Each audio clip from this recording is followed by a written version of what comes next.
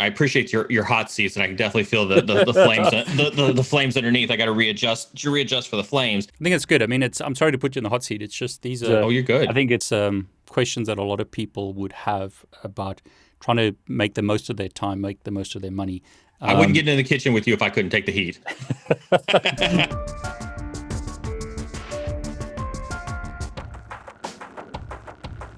Hey everyone, it's David Bombal back with Neal. I had some fantastic feedback on previous videos, but I want to put Neal in the hot seat in this video. But Neal, before I do that, welcome.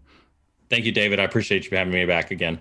So jump straight into it. On one of our previous videos, you kind of said that you don't like CH, or I think your words were you're not a fan of CH. And then someone commented, a few people commented and said, Neal, you say that I don't need to worry about CH, or I don't need to worry about degrees. But when I go and look at job applications, one of the first things I see is CH, or I see you need a degree.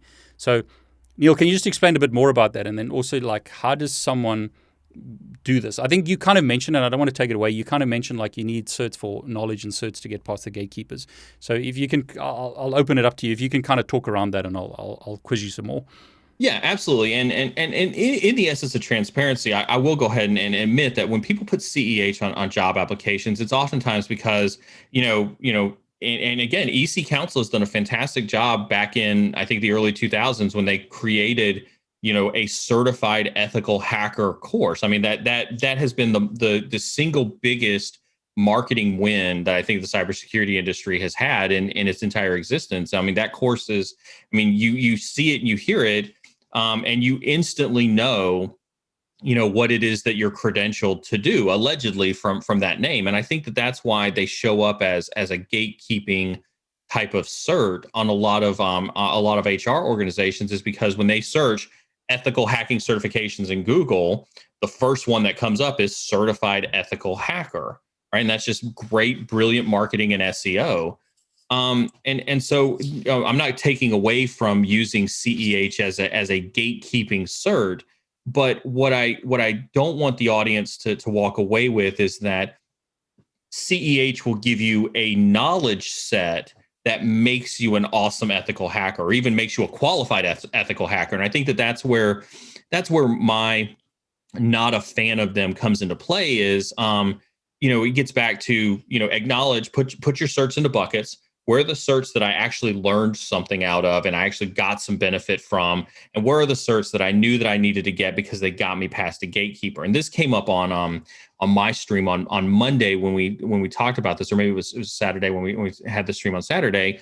Why should we focus on a cert like, INE's, EJPT cert, versus something like CEH or SANS or something like that? And you have to take a step into the Wayback Machine and think about CEH, think about SANS, and think about OffSec's OSCP. When the cybersecurity industry was very, very young, those were the only certs that were out there. And so the pen testers that exist in organizations right now are the folks who are helping hiring managers write job recs. They have CEHs, they have SANS courses, they have OSCPs. They've probably graduated past where they're probably not taking certs anymore. And so maybe they're just not as familiar with the cert industry. And so a HR person just simply goes to the hiring manager and says, hey, I need a job description for a pen tester. Can you write on there what's needed? And they go, well, I've got a SANS cert and I've got OSCP. So at a minimum, I'd want them to have the same as me. So there's really no science to that. It's not like a law degree or a CPA, a certified public accountant, or, anything where, it's pretty industry wide known that you have to have a degree in X or you have to have a cert in X to be successful. We don't have that level of structure inside of cybersecurity. And so I think a lot of the what cert gets me a job versus what certs teach me how to be a penetration tester, I think that gets lost in the mix. And so me not being a fan has nothing to do whether they're a gatekeeping cert to get in there. But if you want to be good, if you want to learn, if you want to not get not get ridiculed for wearing a badge, the CEH badge isn't one that I would wear. I mean, I have 3 from my days, but I've never, I mean, this video right here, this will be the first time that I think anybody actually ever knows that I have CEH, unless they go look at my LinkedIn and see that I have it there. I don't think I ever tell anybody that. Yeah, someone said that. It said, like, you said you don't like CEH, but you've got CEHs. So that was one of the comments. Yeah. I'll never tout that I have CEH other than just putting it on my LinkedIn. And I feel very confident saying that. And here's, I'll kind of piggyback a second kind of, high horse about that. There's a website out there, or it used to be, hopefully it's still around. It's called examcollection.com. And it is the single biggest repository of brain dumps of certifications that are out there. And for years, you didn't have to take a single CCNA course. You didn't have to take a single MCSE or MCSA course. You didn't have to take a single CEH course. You could just simply go to this examcollection.com, download all the questions, memorize all the answers to all the questions, walk right into a testing facility and ace an exam. Yeah, it's a big problem. It's a big problem.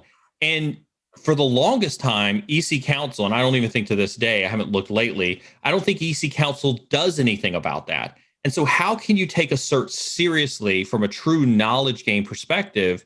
How can you take a company like EC Council seriously when they don't address that blatant level of cheating and decredentializing their cert in the industry? I think it's a problem for all certs. I mean, it affects Cisco certs as well. It's always been it's been a bane on the industry or on certifications, not just ethical hacking, but other industries as well.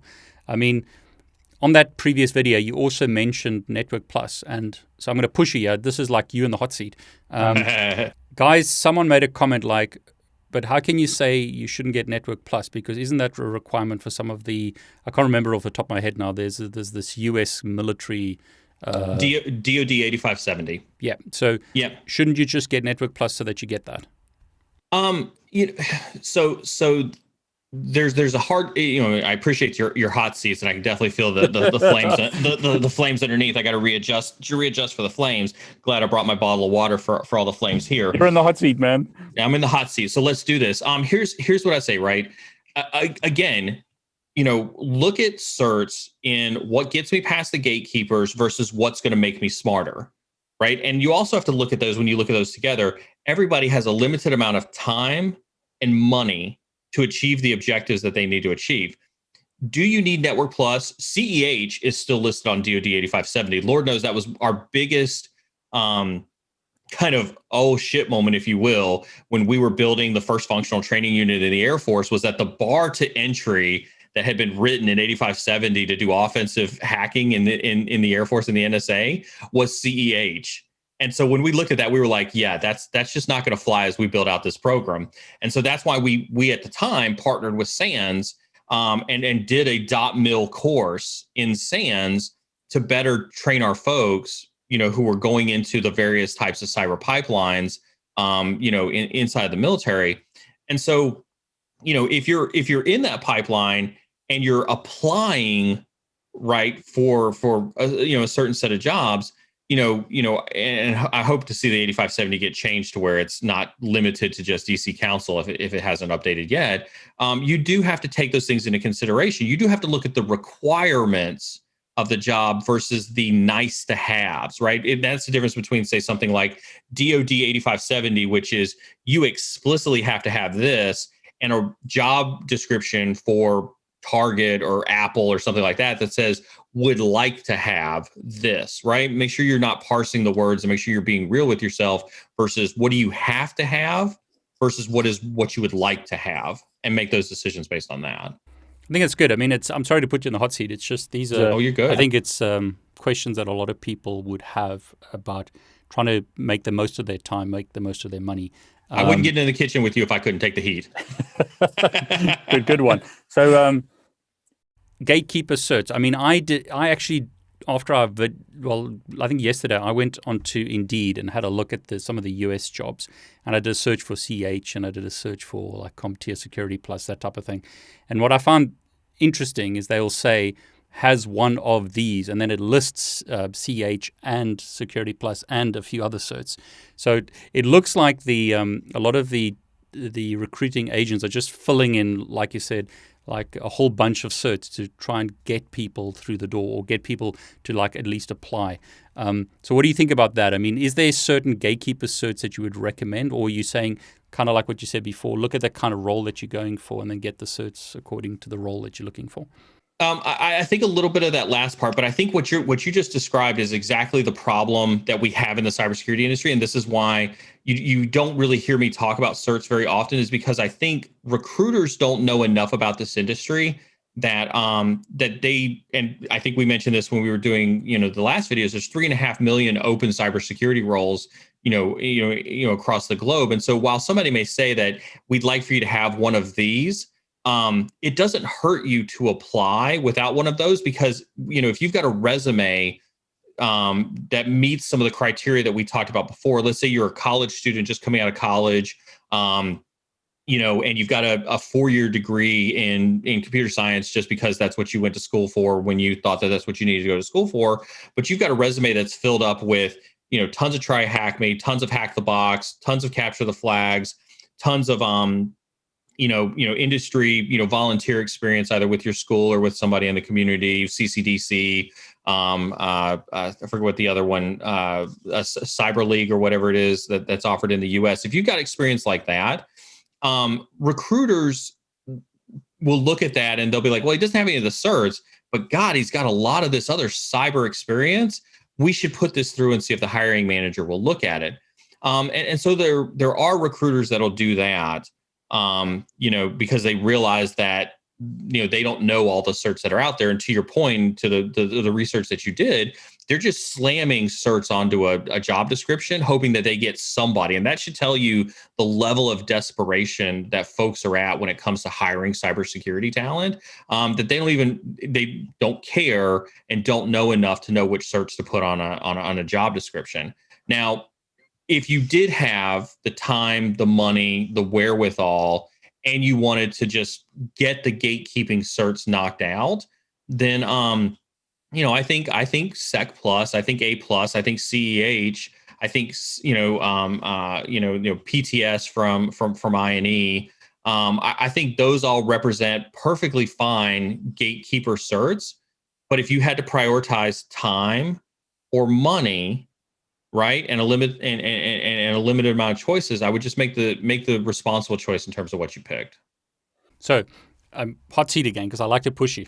Let's do it. If I think we mentioned this on a previous call, if I had to choose just one cert, it would be OSCP. I think is what we said.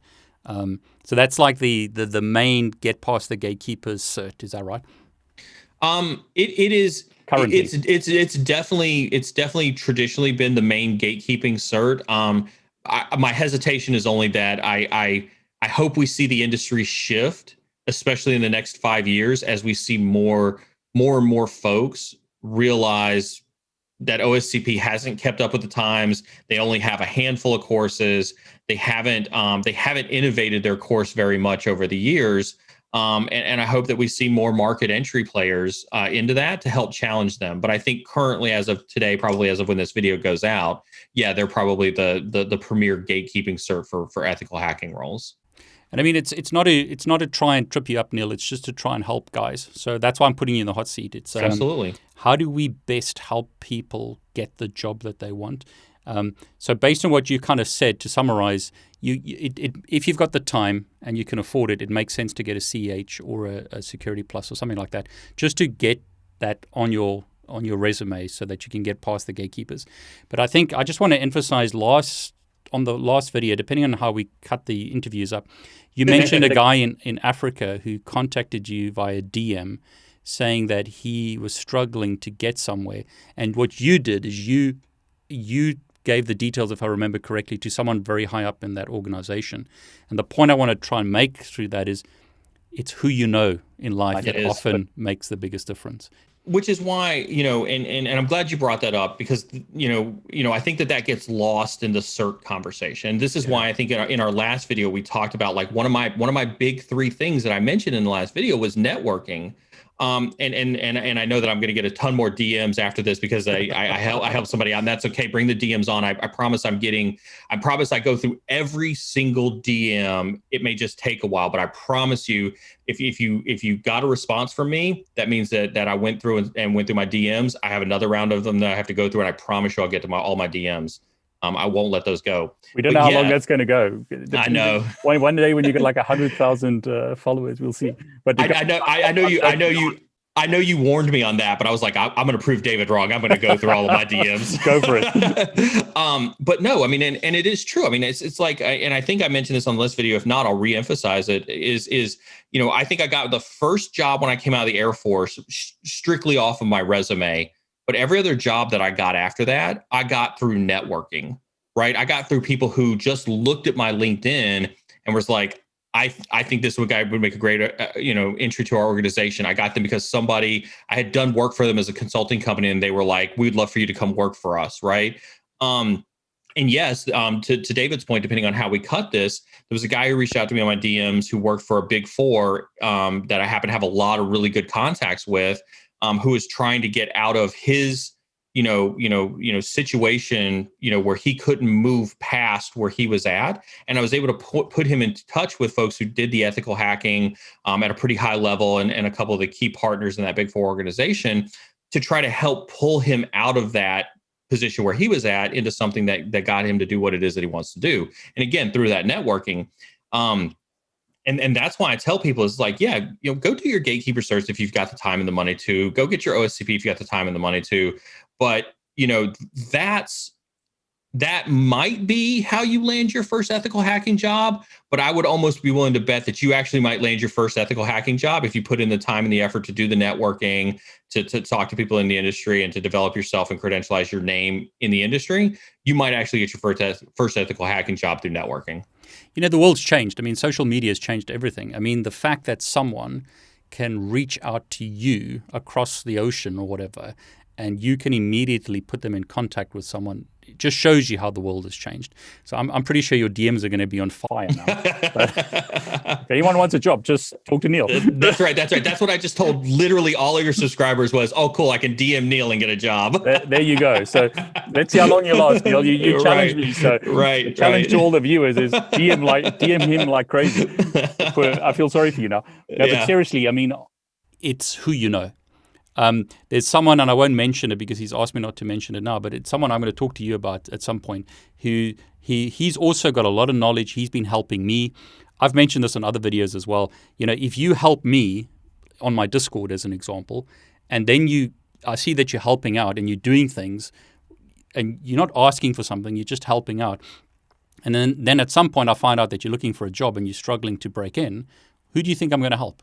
I'm going to help that chap, and you're going to be one of the first people I'm going to introduce him to, because it's who you know and who they know. Sorry, go on. No, and I was going to piggyback on that because we love talking about Gary Vee on your show. This is going to be the only IT cyber show that we have the most references to Gary Vee on. Gary Vee mentions his interning strategy, right? And I think people when they think interns, and I've gotten a lot of the mentorship requests that have come from my DMs as well since our last couple of interviews, right? And I think people, when they think about interns, they forget that like the Gary Vee mentality on interns is like, find somebody that you want to learn from, and then you offer to intern for them for free. Now we use intern, but that could be volunteering on your Discord, volunteering on my Discord, volunteering on your YouTube channel, volunteering on my Twitch stream. It could be volunteering, interning in some way where we have an interaction that happens on a day-to-day, week-to-week basis where you're innately going to learn from me. But Gary Vee's strategy is find that person, offer to work for them for free. 3 months, 6 months, a year, whatever it is that you can afford. Don't rush out of the house, still live at home with your parents or whatever the case is, but intern with them for a year and just soak up as much knowledge. That's the best interning that you can do. And you're absolutely right, David. That person is at the top of my list. Like the first time I hear about a job, I'm gonna be like, I've got a dude or a woman that I would love to put you in contact with. Exactly. Because they've proven their value. I just want to say that you don't have to give up your full-time job, because the way the world goes now, or is now, on Discord, you could just help out when you've got time, help out in your spare time. And that might be enough. And there's a certain group of people in my Discord that I will always help because they're helping me. And I think networking like that can open up many, many more doors than just having a cert. I mean, if someone sent me a random resume and they had a whole bunch of certs on their resume, I would just probably throw that in the trash compared to someone who's got less certs but has proven to me in their personal capacity their knowledge. I don't know if I vouch for people all the time based on my network over a resume. I've got a guy who he volunteers for me a lot. He's in a couple of videos I mentioned the guy who spent 10 years building his own marketing firm. He's trying to break into cyber. He had one job with an MSP. Unfortunately, they ended up letting him go because they downsized as part of COVID. But he hustles on my stream and helps me do the marketing and things like that on my stream. And let's do it right now. Give me his name, because this is what we're going to do. We're going to help him. So tell me his name. His name is Sam Rodwin. Sam Rodwin, and I'll send you his LinkedIn, so you've got his LinkedIn. Yep. He is trying to get into a cybersecurity job, and he's got cybersecurity experience, and he hustles for me all the time. And I every single time I get a wind of something that I can get him into, I call him up and I text him. I'm like, hey, I've got something. Would you be interested in this? So, I mean, I think what we've just done there is showing the principle that, Neal and I met a week ago. It's not just who you know, it's who they know and who they know. And it's exponential. I'm very much believe it's, make contacts and contribute. Because if you contribute to the community, people in the community will help you. Yeah.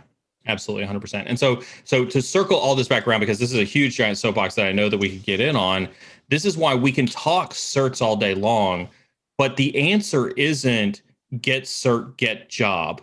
And I think that's the big thing that I would send across to people is, and I think coming out of my DMs, the question was, well, is this cert a good idea? Or is this cert a good idea? Or I'm going down this path, is this okay?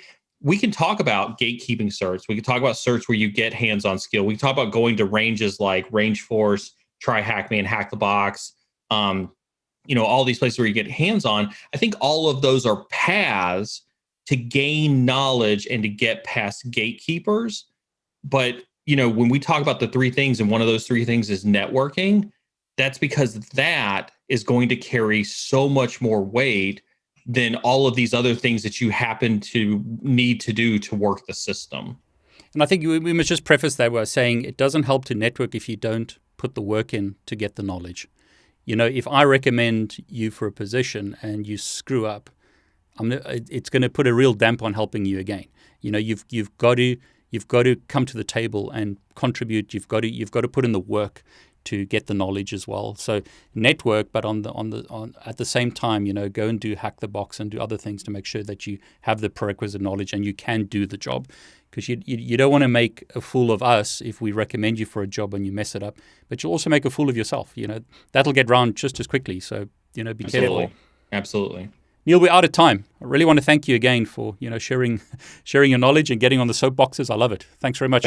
Always, David. Glad to be part of this. Thank you to you and to your community. I truly do appreciate it. And everybody is happy to have literally whatever knowledge is in here. And make sure you DM Neal. Cheers. Cheers.